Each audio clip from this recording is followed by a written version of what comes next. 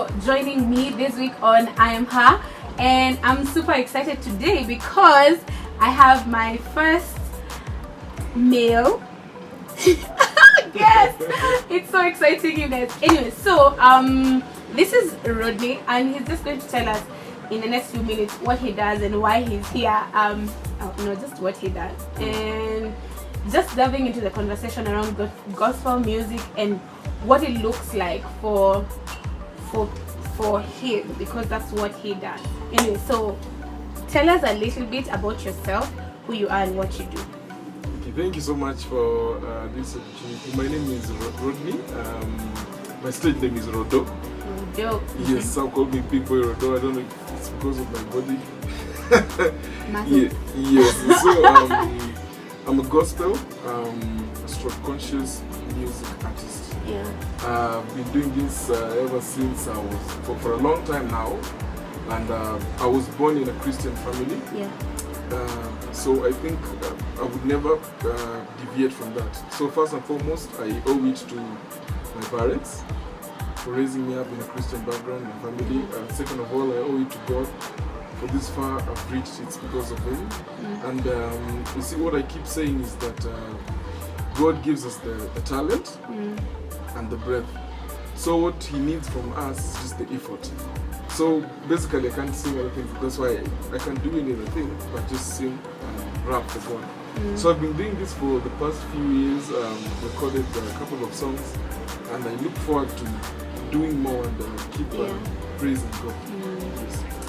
That's really interesting. That you talk about the things that God gives us and what we owe him back, because sometimes you say we just need to be here, and then God has given us all these things, and then we just sit. So there's effort, there's work that we need to put in to make these things come together.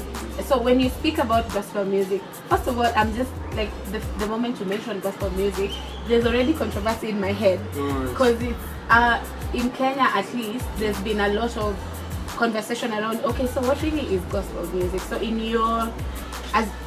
so first of all, tell us what style of music you do and what you consider gospel music to be. But you also mentioned conscious music. So what's the distinction between those two, and what is gospel music really? Okay, to me, first of all, gospel music you have to relate what you're singing, your lyrics, to what's in the Bible. Because gospel, from the word gospel, it comes from the New Testament and Jesus' teachings. So it has to, the teachings that you give people, it has to be pegged from the Bible. You have to say things that are also in the Bible. When it comes to conscious music, I think there are some people who would not necessarily not listen to gospel music, but they would prefer to listen to educative, more of life teaching and life skill music. So if I'm in a gospel stroke conscious music, I do positive music. I do music to teach, and that's conscious music. Now you talked of controversy. I don't know in gospel music. Or in the music industry. In the gospel music industry. I mean, there's a disparity between, and we talked about this, between the music that is sung in church and the music that's played in the radio as gospel music. And why is there that difference? And what exactly is going on? Because there's so much drama around people that are called gospel artists, and all this expectation that is somehow not being met, and then it's creating a crisis because we don't know what to do with our gospel artists and everything. So like, what would you say about first of all being that you're putting yourself out there, but also being that when you mention that you're singing about the teachings of Jesus and you're teaching people things in the Bible, beyond just that being your lifestyle, a lifestyle that actually represents Jesus and inspires people to live that kind of life. So is there disparity between those two? You see,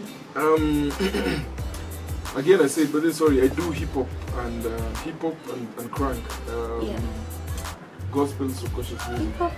Hip hop and crank, yeah. I bring the old school vibe of crank. You remember when you used to just bang, boom bap hip hop. So boom bap. He says. So you see, in church there has to be a disparity. There are some people. We have two types of people. There are people who would come to church, listen to gospel music, and you see, there are those type, and there are those that are at home who've actually, so to speak, given up on church, okay? So they don't get to hear what's being sung in church. Yeah. So my role as Rodo is to bring the ministry to them at home. Okay. Mm-hmm. That's why you get in the radio. If radio plays what's necessarily being sung in church, they might not target those listeners who are at home.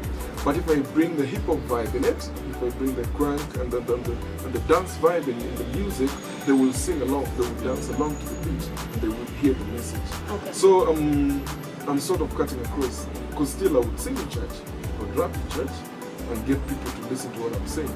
Because some of my lyrics is just more of a translation from the Bible. Yeah. And also I'm targeting those that are at home.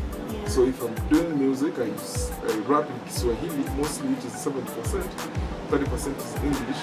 So I'm targeting both. I'm cutting across. That's so what you're trying to find a balance between.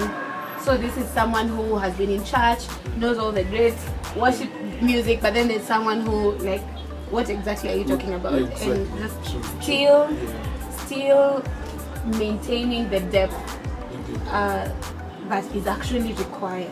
Yes. Because it's not, I think that what is lost, a lot is lost when we start to treat what we do as just a product. Like you can just wake up one day and just go do some things and then it's okay. But you have to think about, because the things that people hear affect how they behave, how they act. And if someone is going to actually be listening to your song on YouTube or on they've downloaded it on their phone, how is it patterning their lives? How is it changing how they behave and everything? Indeed. And what they say, you see, the eyes are the windows to our soul. So what you look at and what you listen to, you feed your soul, you feed your spirit. So actually, it's one of the problems that I think that most gospel artists nowadays are, they just make music for the purpose of it, all right? But when you're talking of depth, when you go deep in the Bible and you dig in deep, you find something that you can intertwine, but not changing the meaning. You wrap it in Swahili and put it in a beat. People listen to it. So that, to me, is so powerful to me. I feel that's so touching. That's why I feel that I need to record it. I need to put it in music. Yeah. Yes, and that's what I'm coming in to the game with. This is the change that I want to bring. I want to bring the word, but in a simpler, danceable way. Okay. Yeah, cool. So, like it. Before we finish, talk to us briefly about your new song, Yuko Nami. What is Yuko Nami about? Alright. Thank you so much. First, before talking about Yuko Nami, when I was in Form 2, I released my first single called Snap Video. Snap Video, Snap Video, Snap. It was a gospel song back then. I was so a bit naive, but it hit back in Zoom back then. So after that, I produced a couple of songs, but the latest one being Yuko Nami. Yuko Nami is a gospel song with a crank beat, and it has a hip hop vibe in it. So it talks about, I wrote it while I was experiencing some harsh part of my life, like everybody does. So it kept reminding me that God is with me, because Yuko Nami is direct translation that Yuko Nami, He is with me. So I wrote it during that moment, because I was down, and all I could ever do was just pray and all that. So I wrote it just to say that God is with me. It gave me hope to continue pushing stuff that I was doing, business, job, I was hunting. But you were hunting when you wrote this song? Yes, I was actually house hunting. came a time in my life, you know, as a man, you don't go back home. Yeah. I didn't go back, so I was experiencing a hard time. So I wrote it. It's powerful. It means a lot to me. Yeah. So for my listeners, I would advise, go to YouTube, search yuko, nami, Rodo, listen to it. I actually will leave a link to the song yuko, nami on the description box in this video, so make sure to check that out because it's really cool, and I really think it's an apt message when you talk about yuko, nami, because there's a lot of hopelessness in the world, and when you find comfort, for believers, when you find comfort in knowing that God is with us and He's taking care of us, and things might look desolate, things might look broken, our lives might look broken, but God is actually with us. He is with us. So thank you for sharing that. I think it's really special when we are reminded that. Yeah. So as a parting shot, parting shot. Okay. What is the greatest lesson that you have learned in your life? So my greatest lesson, I've learned for you to achieve anything in this world, you have to identify yourself. You have to identify who you are. You see, I spent, there's a gap in my life, about 4 years that I actually stopped music. So for 4 years, so you can imagine 4 years, no music, no recording, no writing. I was writing, yes, bit by bit, because I've done a lot of things, okay? I've done a lot of things, story of another day. but I didn't define myself. I didn't really define who I really am. So until I finished, composed, started working and all that, is when I realized that I've done a lot of things, but there's one thing that's constant in my life. Ever since, I've always loved music, I've always done music, and that's, so my greatest advice is know who you are, like get what you do effortlessly without complaining, and stick with it and just pursue it. Even if you're doing other things, just pursue it. That's my parting shot. So know who you are, stop complaining, do what you need to do, right? Yes, I think those are important lessons. One last thing, what is the one thing that you regret? Yes, I'll still go back to the 4-year gap. You see, 4 years is a lot of time. Yeah. When I joined Campo, that's Kenyatta University. Shout out to Kenyatta University. So yeah, I spent 4 years. I don't actually. What I regret is taking a pause out of music, because that's what I was born with. Ever since in primary, high school, I've done music, performing, done shows. So I regret losing 4 years out of music. Yes, I did politics, I was having fun, education of course and all that, but I regret. But I take it positively because it was a gap for me to also learn and mature. Yeah, so okay. I think that's thank you so much for sharing that.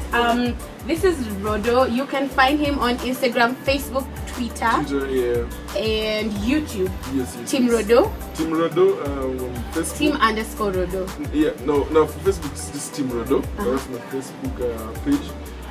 Bing Rodo, Twitter.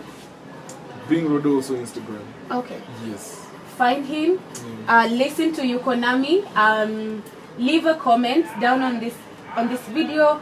Go check out what he is doing.